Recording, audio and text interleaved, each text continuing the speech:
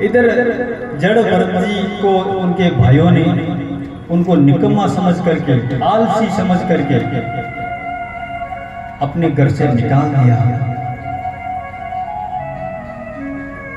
जड़ भरत जी आत्मानंद की मस्ती में, अपनी परम आनंद की मस्ती में स्वतंत्र विचरण कर रहे हैं।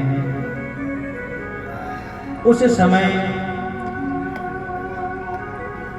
एक राजा था, नहीं एक सरदारों का डकैत था, उसने माता काली से एक मनौती मांग रखी थी।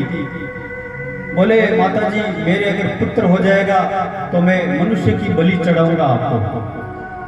और संजोग ऐसा बनता है कि उसके प्रारंभ में पुत्र लिखा हुआ होता है और पुत्र उनकी पत्नी से हो जाता है। और इधर सरदारों का जो डकैत है,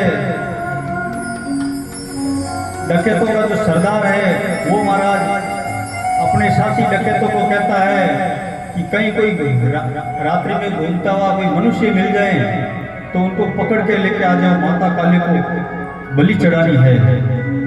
और उस समय में संजोग ऐसा बनता है कि भरत जी महाराज, जड़ भरत जी घूमते गांवते जंगल में उन डकैतों को मिल जाते हैं और वे डकैत भरत जी महाराज को पकड़ करके अपने सरदार डकैत के सामने ला करके खड़ा कर देते हैं माता काली के मंदिर में।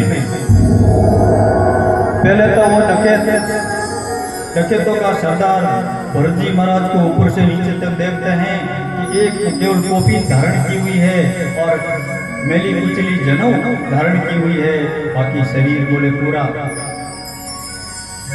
खुला। महाराज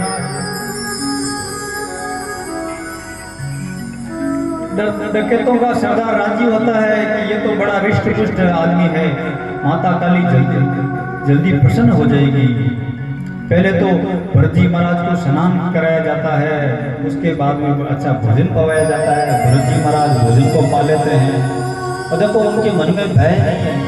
भरत जी महाराज के मन में उनको पता है कि सर्वत्र मेरे परमात्मा, मेरे ब्रह्म ही सब में मौजूद है। माता काली के रूप में ही वही ब्रह्म है और ये डकैतों के रूप में ही वही ब्रह्म है।